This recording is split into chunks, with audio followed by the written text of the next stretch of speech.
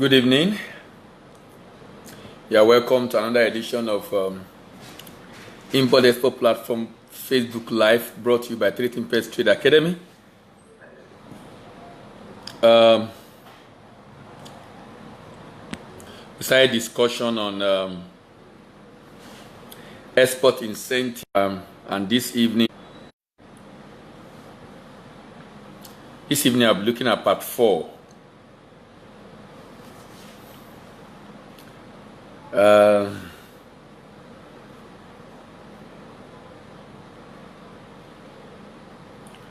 We started with AGOA, Africa Good Opportunity Act, and then we discussed ETLS, ECOWAS Trade Liberalization Scheme, and this morning we talked about Export Development Fund on Services, Export Support Litigation Fund, and New Manufacture Inbound Scheme. Those are the 3 we discussed this morning. And this evening we'll be talking about Export Development Fund, this time around for product, Export Adjustment Fund, and probably Export Expansion Grant. Probably Export Expansion Grant. But let's see how time will permit us. So we are looking at the Export Development Fund for product. You know, in the morning we talked about Export Development Fund, but that was for service. And I talked about the fact that service is becoming a big deal in the world.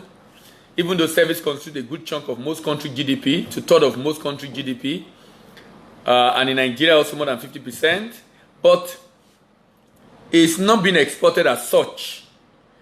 I remember 2014 or 15, total world export of product was about $18.5 trillion, and total exports of services was about $5 trillion. So we have a situation in which, even though there is export of services, but it's just coming up, and the services are either not well documented, or people are not even thinking of exporting it yet, which is why government is doing the incentive to be able to encourage people to begin to think of how to export services abroad. So we're looking at this evening, still on Export Development Fund like the morning, but this time around for product. It's called the EDF. The EDF scheme was set up by the federal government of Nigeria under the Export Incentive and Miscellaneous Act. Now, you know, there are a lot of laws in Nigeria that are existing, but many people don't even know about it. I didn't get to know about this law until I started doing research on export incentive. So, just like a lot of other laws in Nigeria. But the beauty is getting to know about them just tells us how much we have that we don't know about and we don't benefit from. And when you don't know, you don't know. A story was told of a woman who was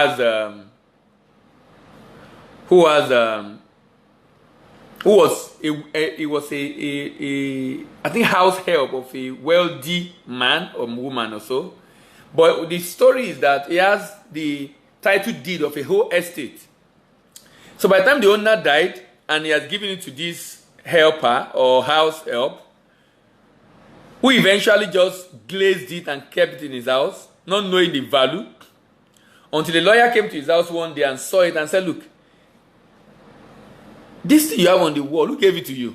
And he said, "So and so gave it to me." He said, "Do you know the implication of this thing? Apparently, that person is still poor because he was an house girl before the boss died. But the boss willed something so important to her, but he didn't even know the value of what was willed to her." What am I saying in essence? That it's possible you have huge opportunity, but you can't even see, you don't even have an understanding of what our opportunity is all about. The laws are there, we know these laws are there, but sometimes we don't even know what is inside the law. You might want to read this particular law, Miscellaneous Provision Act of 1986, and it was amended in 1992. Started from military era, amended by military, Babangida era. Miscellaneous Provision Act. and is the one that provided for the Export Development Fund. Adedayo Grace, thank you very much for joining. Good evening. And is the one that provided for the Export Development Fund. But this Export Development Fund, number one, I know NPC will be aware or should be aware, but NPC does not talk so much about it the way they talk about another one, which I will talk about later on, with the Export Expansion Grant. And probably because there are not enough money to be able to fund some of this. So why are we making laws if there are no funds to be able to ensure that those laws are kept, or the promise of government are kept, so that when people apply for this, they're able to get it? But I think NEPC now is taking this serious now, because they realize that if they are going to achieve their objective as export promotion agency of the government, they definitely must encourage people to export. And one of the way to encourage people to export is for them to begin to help people take advantage of these incentives. Now, the objective of the EDF is providing financial assistance to exporting companies to cover part of their initial expenses with respect to export promotion activities. Cover part of their initial expenses with respect to export promotion activities. So all the expenses you are incurring at the onset, at the beginning, is what this cater for. Those expenses you are incurring at the onset, at the beginning, that is what this is supposed to cater for. What are these activities? The scheme cover part of their initial expenses in respect of the following activities, like participation in training courses, symposia, seminars, workshops in all aspects of export promotion, participating in training courses, participating in symposia, seminars, workshop. So what this is saying is, as a business person, if I need to participate in symposium, workshop, things that are going to help me as a business person who has potential for export but it's not exporting, but I need to learn all the information. So for example, you're a business person, you have product for export, but you need to learn how to go about it. And you probably want to access our executive diploma in export business management. You can apply to NEPC to be able to provide part of the funding you will need to achieve your objective. So they provide funding for seminars, workshops, programs, any program that will support and assist people to be able to export is what the fund is all about. Is that not interesting? That if I am a business into production and my product have potential, value-added product this time around, I'm creating jobs already. I've not even utilized a number of my capacity because I don't have enough market yet. I can apply for training programs, certification programs with government, and government can fund it, can support me, because the money is going into an activity that is helping to develop my business to realize its export potential. And government is interested in it. Then advertisement and publicity campaign in foreign market. Advertisement and publicity campaign in foreign market. If I need to go into foreign market to advertise my product, I can also apply. But remember, I must be doing value-added product, and not just value-added product. That value-added product also must be such that I'm creating jobs, I'm adding value to the economy, and I'm not even utilizing my capacity such that if they support me, it's going to help them to grow the volume of export living in Nigeria. They can also help you fund export market research and studies. Remember, it is Export Development Fund Scheme. Export Development Fund Scheme. It can help you fund studies, different studies and research about export. So I need to do research about how my product will likely do in the export market, the opportunity available for my product in the export market. I can actually leverage on this fund. I can actually leverage on this fund. And I'll be able to access the fund to be able to research for my product in the export market. Product design and consultancy. Product design and consultancy. If my product have potential, but because of export now I need to redesign the product, I need to pay a consultant that will do this job for me. What this is saying is that this will pay for it. They will pay for it. The government will pay for it through the Export Development Fund. So what the government have not done in the past is to ensure there is a budget for this. And I think they'll be able to fix that now, ensuring there's a budget now. They'll be able to fix that now, ensuring there's a budget now. Because one of the events I attended a while ago, they actually talked about the fact that that is actually being worked on seriously now. That is actually being worked on seriously now. To ensure that there is a market, I mean there is a budget. Because the challenge have always been no budget, no budget, no budget, no budget. No budget, no budget, no budget, no budget, no budget. So, but NEPC to show their seriousness, NEPC to show their seriousness is now ensuring that they put this in their budget, at least the Export Development Fund. So at the end of the day, they can be seen to be promoting what they claim they will promote or they are promoting, which is export promotion, export promotion, export promotion. Because they've realized that if only they can promote exports and people know they will make more by exporting, they will reduce their expenses by exporting. Of course, they are going to encourage them to export. Then participation in trade mission, buyer-oriented activities, overseas trade fairs and exhibition. For a fact and without any prejudice and to be fair on government, this number 5, government do it a lot.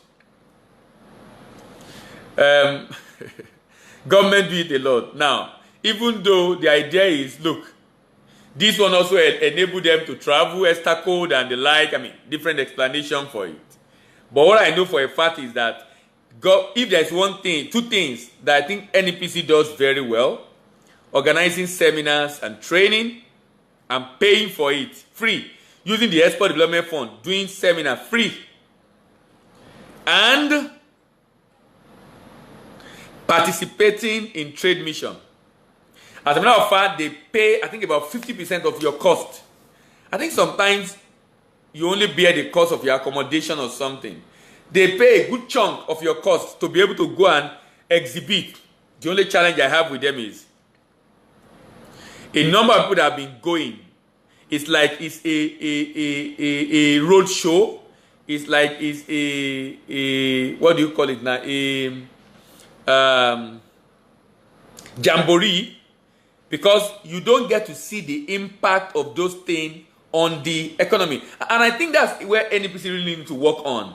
Such that at the end of the day, we don't just carry people out. We also follow through. Because like when they come back, that's all. We don't even follow up to know, okay, how much have they done? What is the implication? What was it? Because I noticed this also about a number of these bilateral chambers in Nigeria. They take people for trade mission.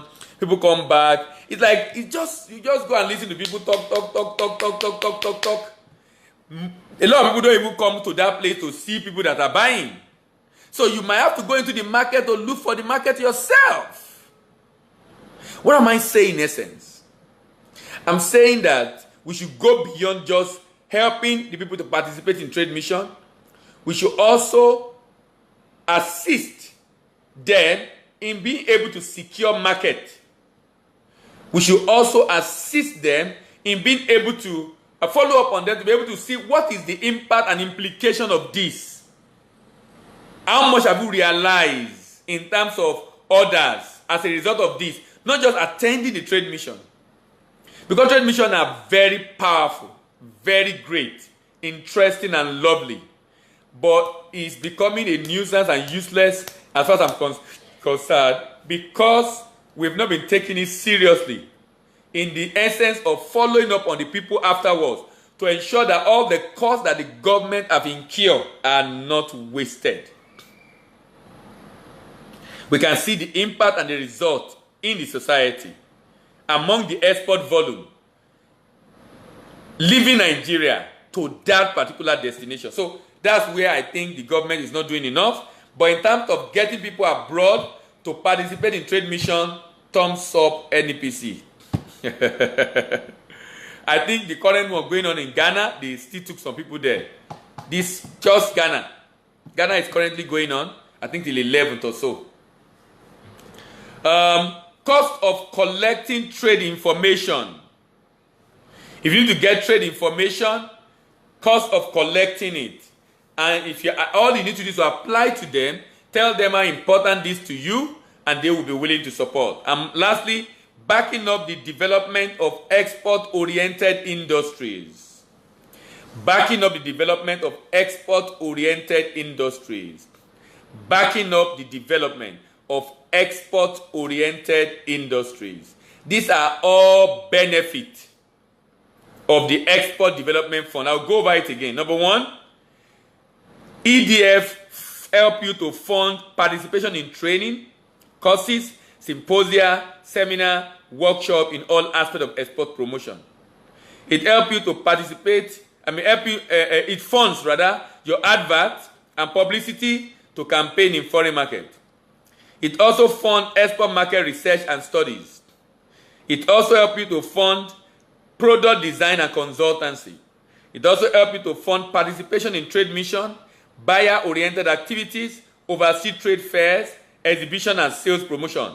And lastly, it helps you to fund the cost, second to the last, cost of collecting trade information, and lastly, backing up development of export-oriented industry. So the next one is number 7, and that is Export Adjustment Scheme Fund. Export Adjustment Scheme Fund. Export Adjustment Scheme Fund. The scheme was set up by the Export Incentive and Miscellaneous Provision Act of 1986, as amended in 1992, another act. Now, do you notice something? From one law of the Federal Republic of Nigeria, from one law of the Federal Republic of Nigeria, we have seen today incentive for export, new manufacture inbound scheme. We have seen Export Development Fund, and we have seen Export Adjustment Scheme Fund from one law. From one law. What does this talk about? Export Adjustment Scheme Fund. What does it talk about? It talked about this is a scheme that is designed to compensate exporter for deficiencies in infrastructure. Amazing. Amazing. Amazing. And other factors beyond the control of exporter that may lead to high cost of export. Bam. You see what's happening to us in Apapa? This law says government should compensate the exporter. You know, I talk about the fact that if we are obeying these laws, sincerely, export will be the best business anybody wants to do in this country.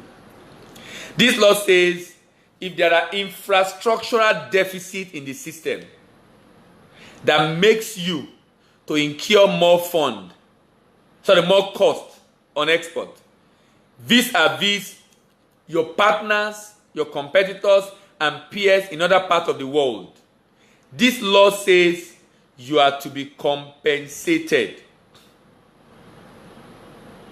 This law says you are to be compensated. Now, I will ask if anybody is being compensated for the issue in Apapa.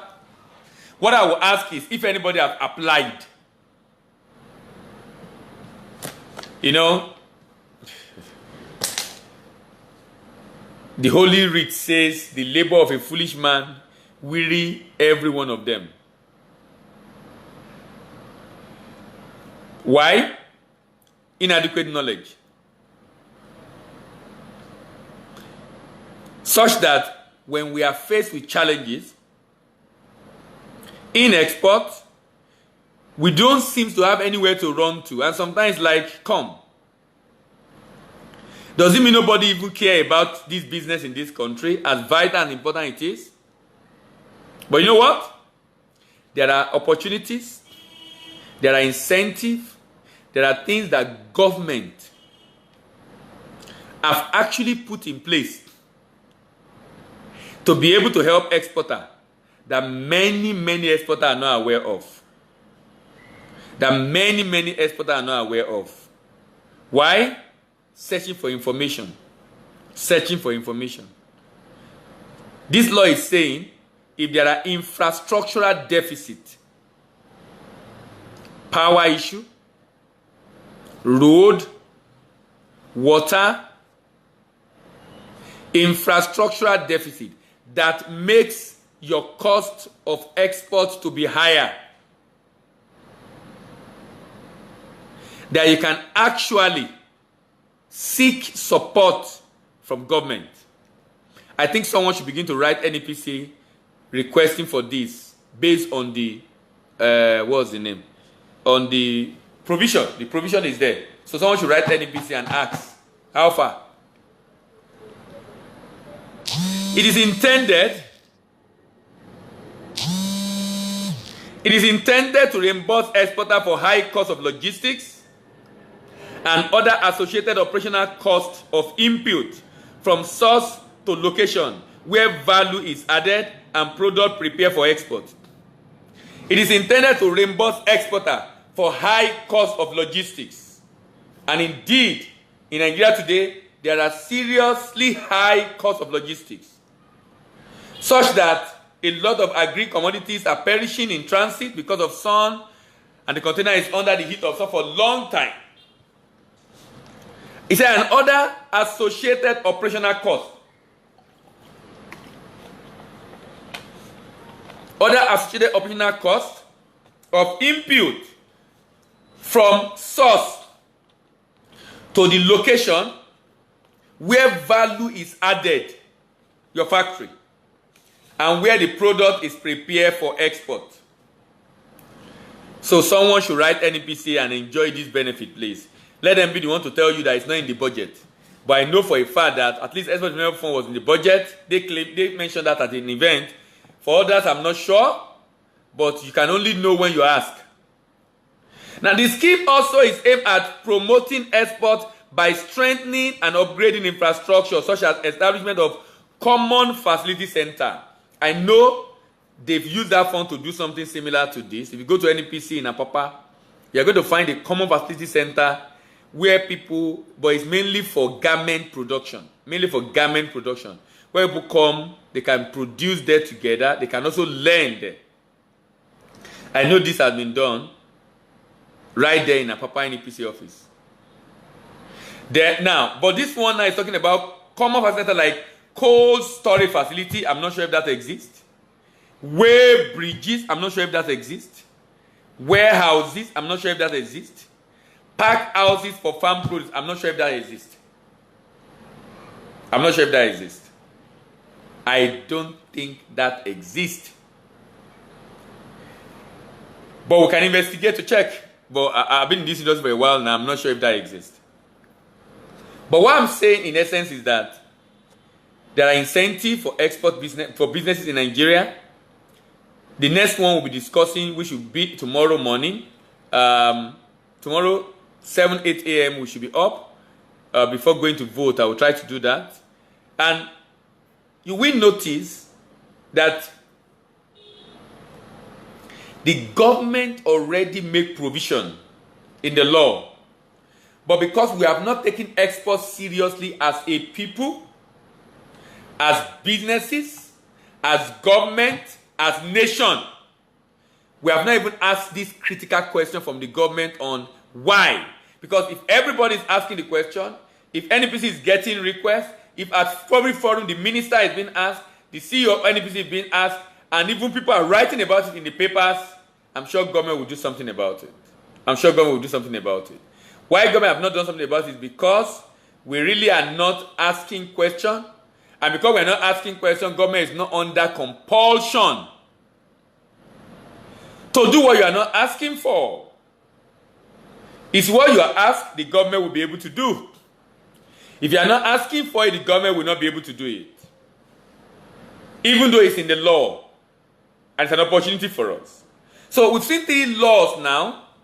New Manufacture Inbound Scheme, Export Development Fund, Export Adjustment Scheme Fund, all are part of Miscellaneous Provision Act of 1986, which was amended in 1992, and they are designed to be able to help exporters in Nigeria to be able to access funds to ease the stress, to encourage export, to promote export, to assist anyone trying to go into this business to be happy doing it.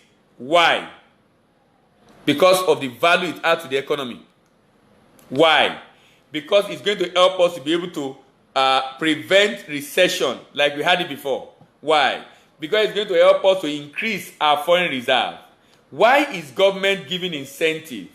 To be able to help us increase the foreign reserve. Why is government giving this incentive? To be able to help us create more employment, create more jobs, reduce poverty. Why is government giving this, incentive? To boost the foreign reserve, to create opportunities for SME to grow. Why is government giving this incentive? To decrease dependence on local market and begin to explore the export market. Why is government giving this incentive?